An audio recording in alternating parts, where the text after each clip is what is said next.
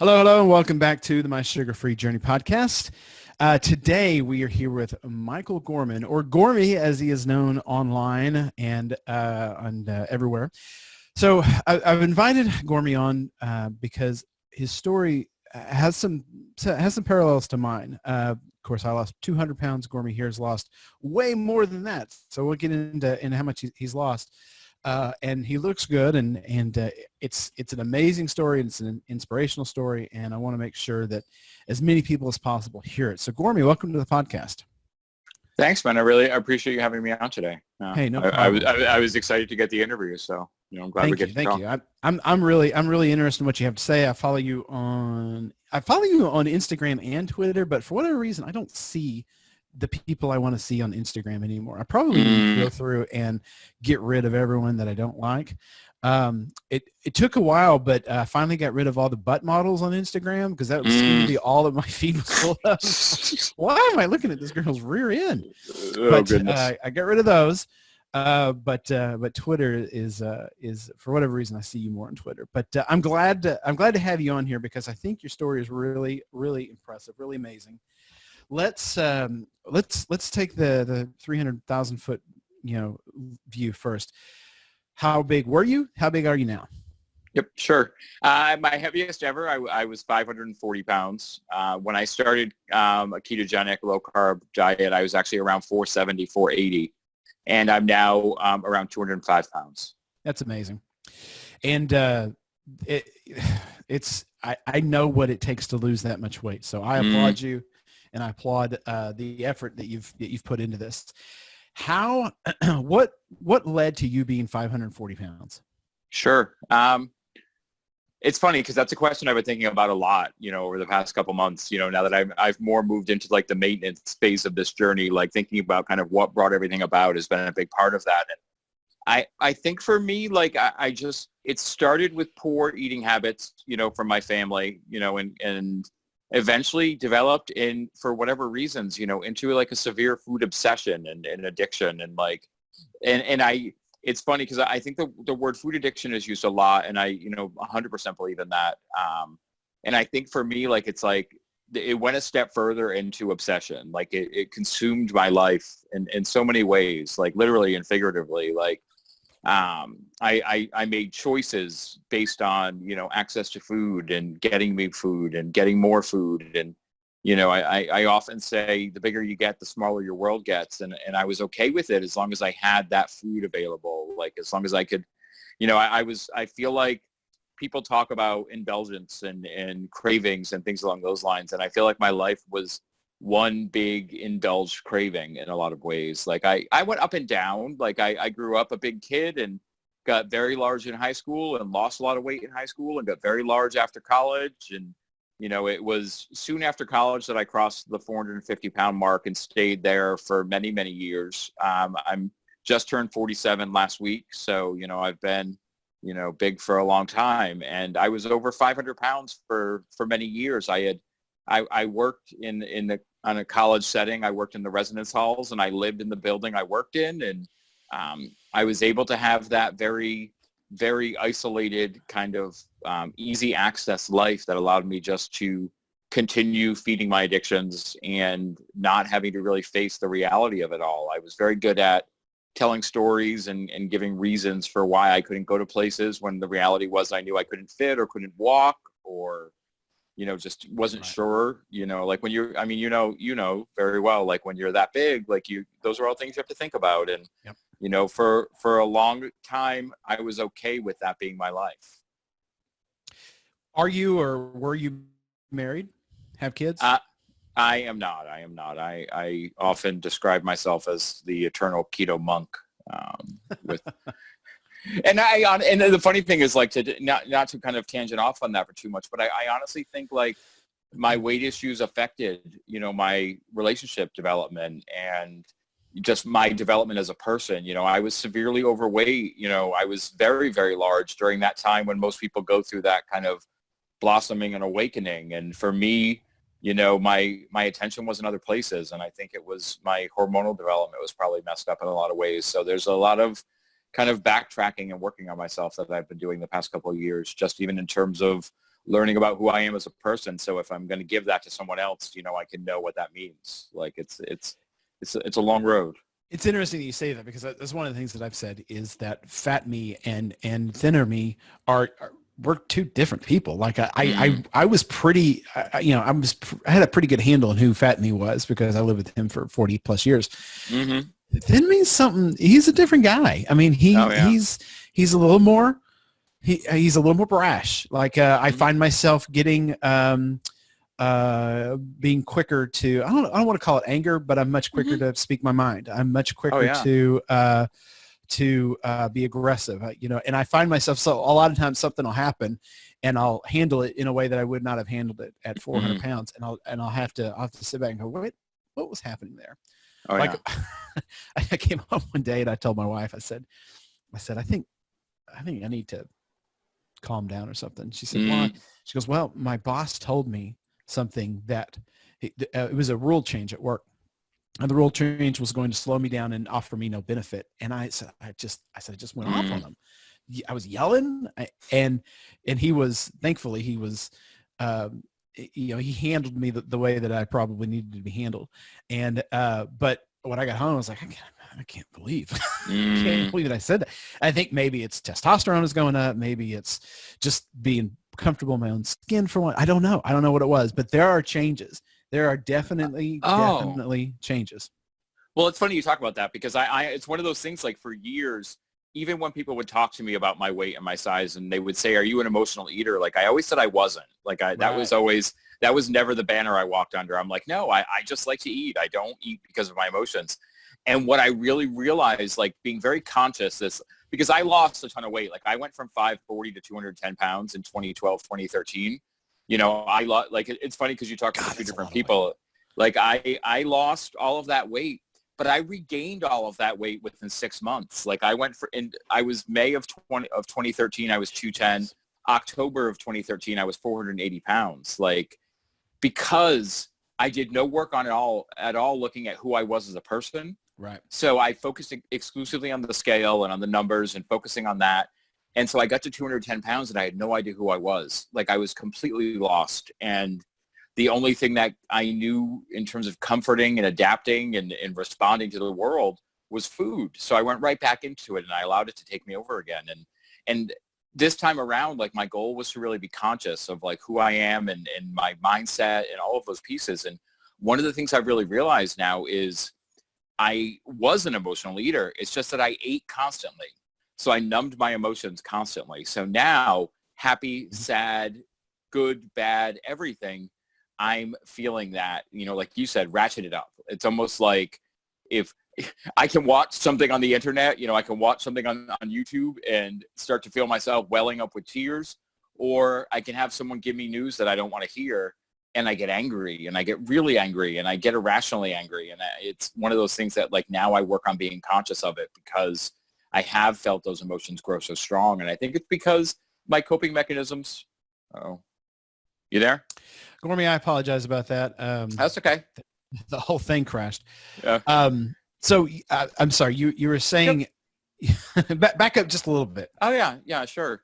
So it just this idea that like I avoided the label of emotional eater for many years because it wasn't something I was conscious of, and trying to be more conscious of my mindset as I've been losing weight and getting to where I am now, I've realized that I just numbed myself constantly with food, that it was something that was this constant stream of, instead of reacting to the world, I fed myself. And so now I have to react to the world, and I don't have that coping mechanism anymore. And I have to work on building healthier ones, because I can get really sad and really happy and really angry. And it's kind of amazing to feel the emotions really for the first time, but it's also can be scary. And it can be one of those moments where you have, like you were saying, like you have that moment where you take yourself back and you're like, okay, yeah, that is not the reaction that the situation warranted. Like maybe I need to take a deep breath and work on that. And there's a little bit of body dysphoria in that as well. Cause I remember I would pass by a mirror or something and looked at myself and just think, man, I don't even recognize that person. I remember many times thinking that my head was giant, because I was used to seeing it in relation to my body. As the body got smaller, my head didn't change. And I used to think, look at it and just think, that head does not go with that body. It doesn't seem to belong with that, and I've said like a stick figure, but I'm still big. By any measure, I was still a fat guy, but I just looked so much smaller and still had this giant head on my shoulders, and it was odd. It was really weird. Oh yeah, and I actually had an experience where last year I went to KetoCon, and there was an event the night before it started, thrown by, I think it was Redmond Real Salt, through like a kind of a social event for everyone, and they sent us the professional photos, a few days later. And I was talking to one of my friends, and I'm like, it sucks that I'm not in any of these pictures. And he's like, what are you talking about? You're in like 5 or 6 of the pictures. And I'm like, that's funny. I've looked through them twice. And what I realized was a lot of those pictures are from the side and from, there's a couple forward, but from the back. And I just didn't recognize it was me as the, that actual person. Like I had, like you were saying, that disconnect, that, kind of that dysphoria, like adjusting that mental side of things is a real challenge. I have to say, one of the most amazing things about your Twitter and your Instagram account both is that you have a bunch of pictures of you being fat. Like, I don't have that many pictures of fat me. And you were comfortable taking pictures. You got a couple pictures with your shirt off. There is not a picture of me with my shirt off at 400 pounds does not exist. And so I thought that was really impressive. Why were you as comfortable doing that as you think you were? Well, there's a couple things that come into play. Like one, I think it has to do with like the identity I had built for myself. Like I realized very young that I was going to be bullied and teased for my size. Like that was going to be something that was there, and that I was supposed to hide at the pool, and I was supposed to be the person that tried to make myself take up as little space as possible. So I think I rebelled against that in a lot of ways. Like I think it was, instead I turned it from, please don't look at me, to, oh my God, look at me, like turn my life into like a sideshow in a lot of ways. Like, it was very, I was younger, I was in my 20s and I made the decision. I'm like, or it might have been younger, it might have been high school.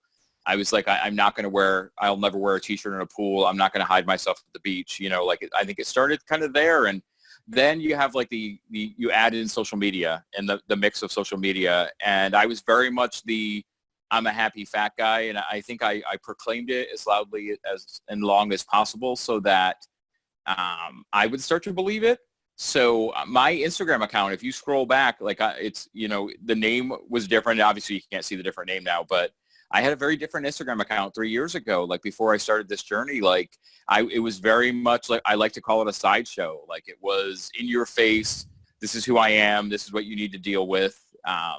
And then as I started, I honestly do think there was probably a week or two before I started this journey that I knew that I was making the decision to lose weight. And so I think I even took extra pictures because I have no shame. Like you're saying, like some of these pictures, like there's no, it's even today I was posting about loose skin and loose skin issues and dealing with that. And like, I think for me, it's never like I have those moments where I don't like the loose skin, but it's never at all crossed my mind to, not wear a t-shirt or shorts at the gym, or not, take my shirt off if I go swimming, or not, jump into a pool because I worry that, the flaps are going to flow in the breeze. Like, I think I had to learn very young to accept my own body, whatever. And I think in some ways that was my detriment. Like I accepted my body all the way up to 540 pounds. Like, I don't think it's this great martyrdom in any way, but I do understand I get messages like that a lot when I post, the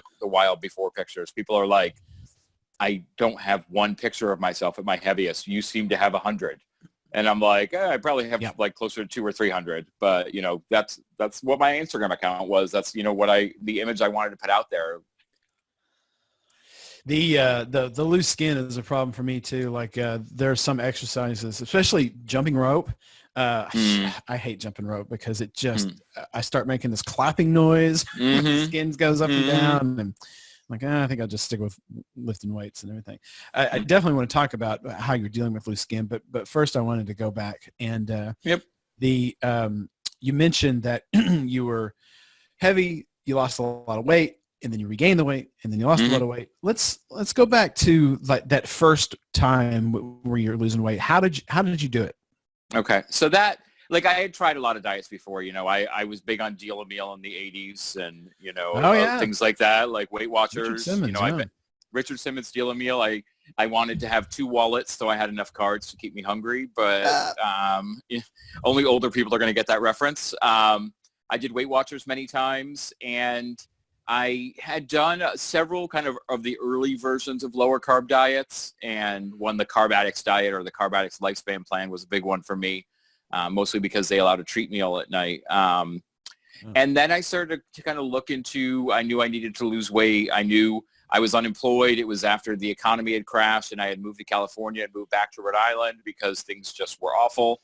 And I knew no one was going to hire someone who was 540 pounds and looked like they were going to have a heart attack after walking in from the parking lot. So I made the decision to lose weight, mostly out of economics, mostly out of wanting to get out of my parents' house and, wanting to, get my feet under me. So I made the decision to look into different diets that were out there. And I started reading a lot about paleo and the Whole30 and like the whole foods approach to food, and made the determination that was what I was going to try. So I kind of went paleo, which is, basically meat and vegetables and some animal fats and those kind of things, no grains, very little fruit, no processed sugars, processed foods, that kind of thing. And I did paleo for a little over 2 years to get that weight off. Like that was really, and I will say that I did, I was more on the lower carb side of paleo. When I get into like right now, if you were to go on a website to look at what the paleo diet is, you're going to see a lot of sweet potatoes and white potatoes and a lot of things allowed that Right. 5, 6, 7, 8 years ago. Yeah, like eight or 9 years ago, no one was talking about any of those things as being accessible. Like it was really more of a low carb space in a lot of ways. And so when I had a sweet potato, it was like once a month as a treat for me. So, and also towards the end, like I said, I was obsessed with the scale and keeping the scale moving. So I actually started fasting, alternate day fasting, without knowing what fasting was or knowing how you should properly fast, which is great. Not supplementing electrolytes or anything like that or worrying about any of those things. Like I was probably doing some great things to my body. I think I was also then severely restricting calories even towards the end in terms of what I was doing, which is why in some ways it explains the massive rapid weight gain. My body was severely deprived of almost everything at that point. So that really was kind of what took me through that time. And I think, in some ways got me started, but then, allowed me to manipulate it to be a downfall. What caused the rebound?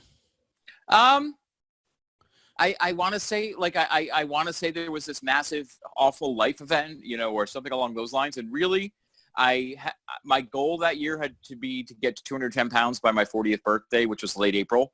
I hit that goal. I went on vacation to California, see my sister. She lives in San Diego. We went to Disneyland. We stayed at a hotel, had a fantastic time. I ran all over the parks. And I stayed pretty close to my diet, for the most part, except for 1 or 2 planned meals that were off, my paleo plan, and had a great vacation. And I was almost too proud of that. I was at the airport flying home and starving because I had barely eaten anything the day before and that day, and had this moment where I was sitting alone in the airport and my head said, you did really well this week. Most people going on a birthday trip would have done something. You did really well. You deserve a treat. So when I hit Baltimore, I went to Arby's and got a couple beef and cheddars and some curly fries and ate those in the airport. Nothing too insane, but, obviously something very different. I hadn't really been eating grains for 2 to 3 years before that. And there I was, 2 full buns going down the hatch. I woke up the next day. I had to go to work and I felt sick. I felt hungover from eating that food that I hadn't eaten in a long time. So my boss noticed and was like, "You look exhausted. You should go home."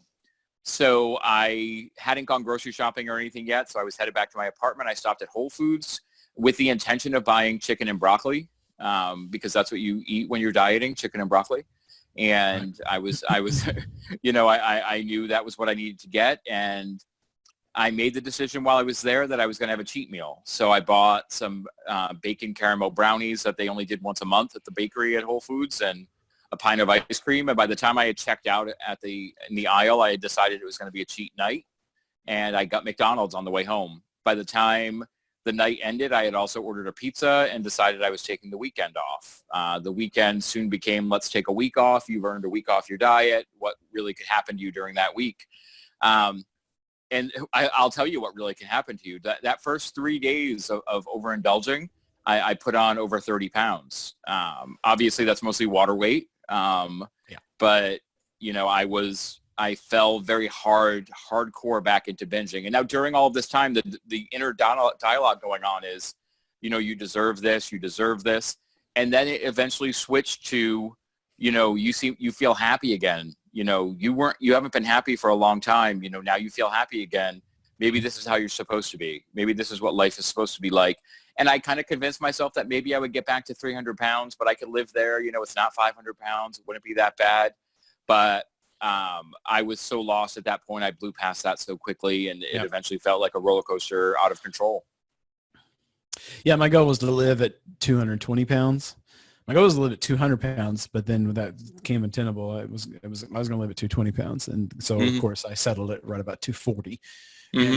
And now I'm having a bugger of a time getting that 40 pounds back off. But so how far up did you get before you started putting the brakes on it? The highest I saw was 480. Honestly, I was back up there very quickly and stayed there for a couple of years and kind of had accepted that that's where I was going to be. I believe my weight didn't get higher again because my blood sugar was so out of control. I was not seeing doctors or getting anything treated, and I was showing every classic symptom of type 2 diabetes. So if I wasn't full blown at that point, I was pre-diabetic. I was urinating every 30 to 45 minutes. I was thirsty all the time. I was not sleeping because I was getting up to urinate all the time. Like it was literally 4 or 5 times a night getting up to go to the bathroom. And what I would do is I would alternate. So then I would know when that was getting really bad, quote unquote, I would then kind of eat lower carb for a couple of days and I would feel okay. And then I'd go back at it. I was very much the master of trying to control my own destiny. And I avoided medical answers. I avoided doctors for a long time. It probably was over 2 decades before I saw a doctor again. I read an article one time about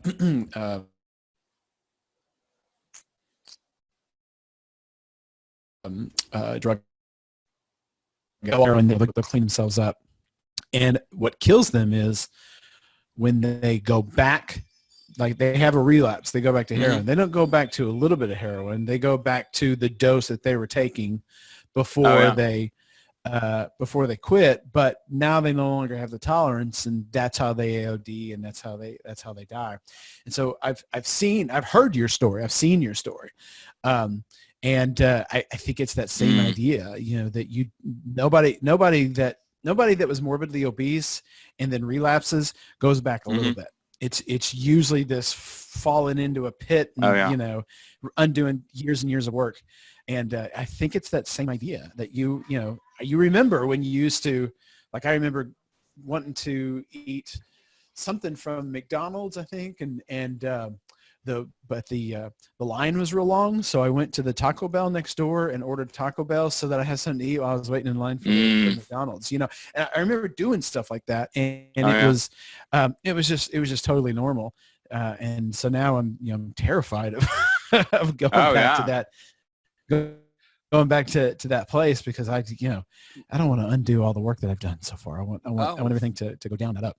Oh, for sure. And honestly, during this keto part of my journey, I actually ended up getting severe pneumonia and having to go to the hospital. Almost died. Was in the hospital for 17 days and then bedridden for 2 months after with oxygen. And had a lot of pulmonary issues and it was because I avoided doctors. And I literally got to the point where I had to face that as my greatest fear and make a decision to see a doctor. But I bring this up because it relates to what we're talking about here, because one of the things they discovered when I was in the hospital was that at some point in my past, I had a heart attack and didn't know about it. Ooh, yeah. Goodness. And it was funny because when the doctor first was trying to determine when it might have happened, he's like, did you ever have a night where you just went to bed uncomfortable?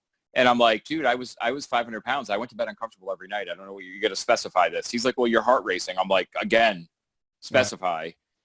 So we talked a lot about my history, and when we talked about that rapid weight gain, and I talked a lot about the rapid fluid gain that came with it, he believes that sometime during that period is when I had a heart attack. Like there's no physical damage to my heart, but there's electrochemical signal issues that they can tell that there was an attack at some point, which just cemented for me that I was on the right track. I mean, I was down over 100 pounds again at that point, so I knew I was doing the right thing. Good deal. So you went from paleo transition to keto, and I guess that's where you're at now, correct? Mm-hmm. Oh yeah, mostly keto. Yeah. Okay. So how do you feel on this diet? I feel good. I mean, like in a lot of ways, I say that I'm paleo-ish keto because I still, there's a lot of ingredients that I avoid and things along those lines. Like I'm still not a wheat or grain person, no matter what they're in. But for me, there's a difference. Like the paleo approach allowed me to lose weight. It allowed me to drop clearly a lot of fat. Keto though has given me the strength to actually work on my food addiction issues and my food obsession and to feel freedom from that in ways that I never felt before. Like that's been a big part of this round of my journey is like not just losing the weight, but feeling like I've built a sustainable, livable way of life that is going to be able to carry me forward instead of being something that I have to run from or something that I have to keep manipulating or things along those lines. So what do you eat in a typical day? Sure. Right now, I would say on average, just because I tend to be an early eater. So like a lot of people, I don't spread my food out throughout the whole day, but I also don't OMAD. I don't one meal a day because I just eat, too much food for it to be comfortable for me in one meal. So I usually start the day with a coffee that has some kind of added fat and some protein added to it. I really enjoy that. Then I'll have my first meal, which is usually like, I tend to identify it as brunch, but it's brunch, lunch, somewhere in there. And then I'll have like a later lunch, early dinner. So I do like 2 meals a day, about the same size. I tend to enjoy the bigger meal instead of spreading it out, with 3 meals and snacks and all of those things. Like it helps me, I think, regulate my hunger better to eat fewer meals, but also I feel more satisfied when I'm eating that way. Okay. And it's just mostly meat and vegetables, that kind of thing. I would say it's meat and vegetables, eggs, bacon, animal fats. I do every so often throw in something, like this week I'm trying Julian Bakery's keto thin bread, which is like cream cheese and almond flour and a couple other little things, like not really highly processed. Like someone sent me some of that for my birthday, so I'm testing that out. So I'll try things like that every so often. Like, but I would say like 90% of my diet is more in that whole food range. Like I eat a lot of ground beef, a lot of steak. I do a fair amount of pork. It's funny, I have cravings for chicken, but I don't feel the same satiation from chicken that I do from the other meats. And even if I'm bumping up my fat macro, additional fat to make it the same amount, I just don't feel the same. Like chicken always leaves me wanting. I don't know what it is, but we have that. We have a fun dance that Chicken and I do with each other. Like there's some times where I'm just like, I need chicken wings, or I need a lot of people don't crave chicken breasts. I will often be like, I could really go for a chicken breast on top of some arugula right now. I think that would be great. And then I have it and I'm like, yeah, that wasn't as great as I thought it would be in my head. It seemed better on paper, I guess, at the end of the day. Besides like sugar and grains, are there other foods that you avoid, like dairy, nuts, things like that?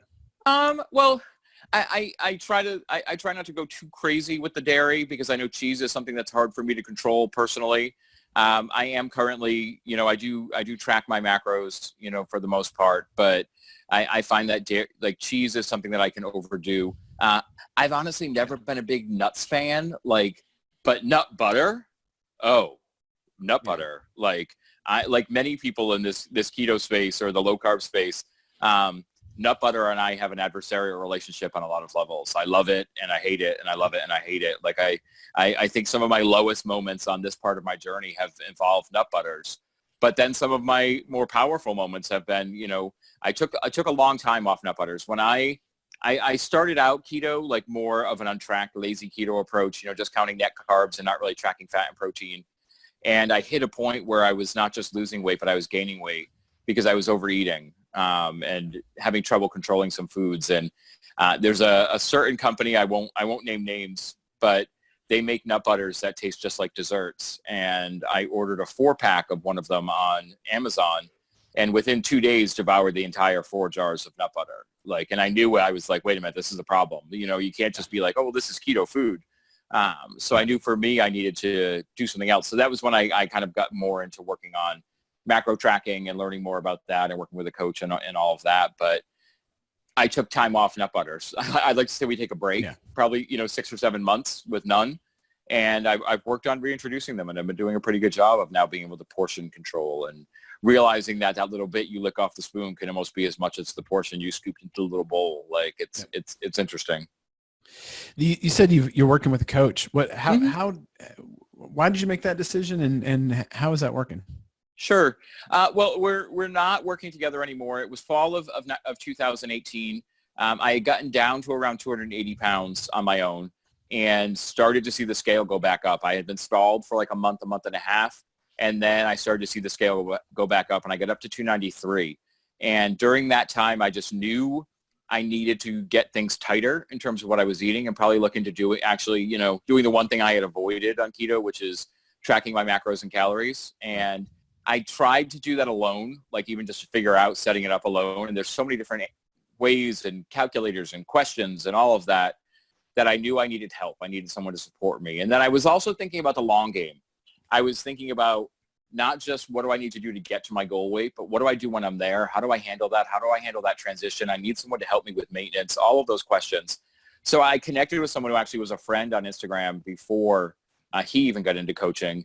And he said he was going to start coaching with a certain program. And if I was interested, I could be his first client. And I'd always thought of myself as uncoachable. Like I thought I was a stubborn, pig-headed, if a coach said you need to do this, I would say I'm not doing it. Like that's how I always envisioned myself. So I thought that, okay, here we go. Here's this person I would be their first official client coaching on the ketogenic way of eating. So maybe, we could have some give and take, or maybe I could, push a little harder and it won't, scare him away or whatever. So we started working together. It was October of 2018, and we ended our coaching relationship officially December 31st of 2019. I had, at that point, had kind of hit my maintenance weight and been working on it for like 2 months. We spent 2 months working together on kind of putting my maintenance plan in place. And I tend to have, like we've already discussed with my before pictures, I tend to have a flair for the dramatic. So I decided that ending at midnight on New Year's Eve would be the most appropriate way to, give. I like to say I was giving him the boot, but in a lot of ways we're still very much connected. We're very good friends, and I'm actually now doing work with a group coaching program that he and I are coaching together. So our relationship has changed, evolved coming through that process. But I think for me, what it came down to was realizing that there's different tools we need along the way of these journeys, especially when we have long journeys. So there may be times where we need help from another person, be that a coach or a counselor. There's times where we need to look at tightening the reins and loosening the reins and tracking and not tracking, and, being willing to adapt, I think is just really important. And I think that's the thing sometimes people fall out of line with, is they think, there's one way to do one thing. And like, really, I think a lot of us have learned that with keto, there can be a lot of different roads that can get you to the same place. So you can play with those variables to find out what works best for you in the end. Like there's no one answer for everyone. Like there's some bio-individuality that comes to playing with it.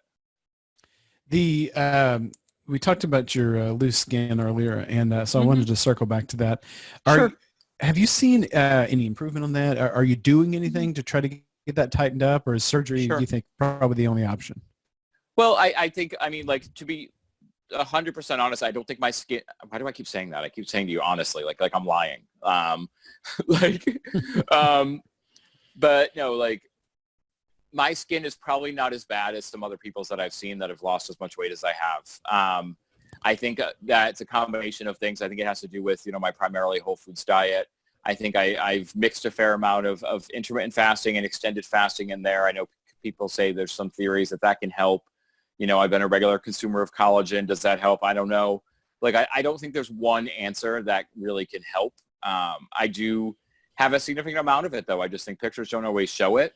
So I think it's something that's really there. At my heaviest, my waist was 84 inches. Like my waist now is closer to 36. So Right. there's clearly a dimension shift there that's going to leave something behind. And so I do think that surgery probably at the end of the day is one of the only things that could take it away completely.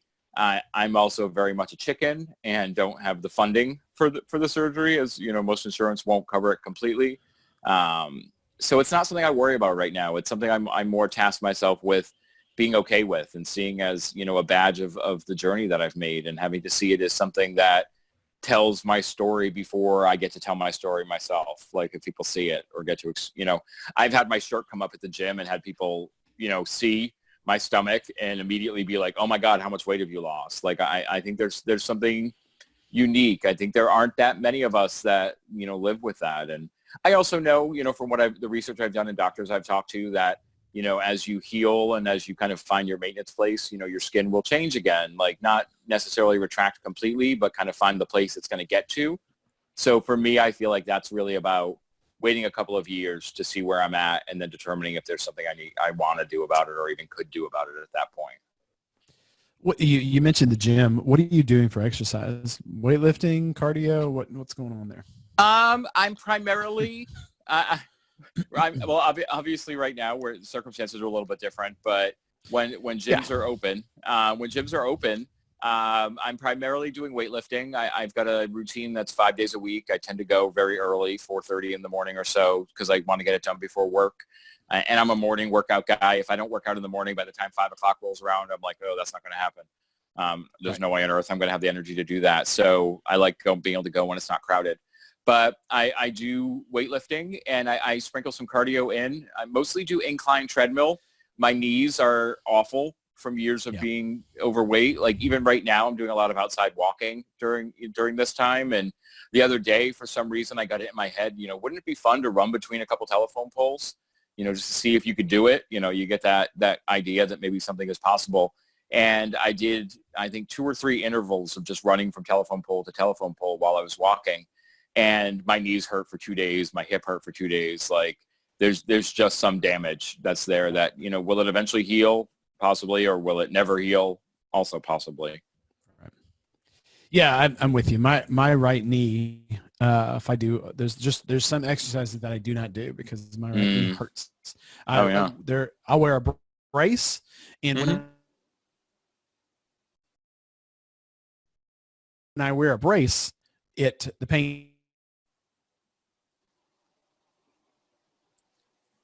Well, I can tell you right now that this is going to be a fun episode to edit. So I was going to say, I don't envy that. I've had a couple of mine where it's been, I had someone who kept getting phone calls. They thought they had their phone in Do Not Disturb, and they kept getting phone calls. And so I had to piece together 5 recordings. I was like, fantastic.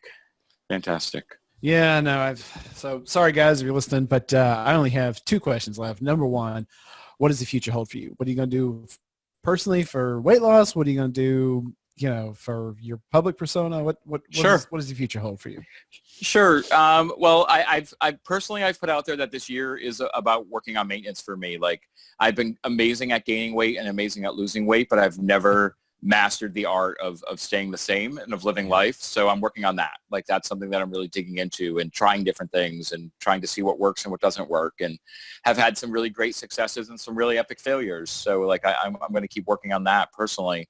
Are you comfortable at 205, or you think maybe you'll go down to 195 or something?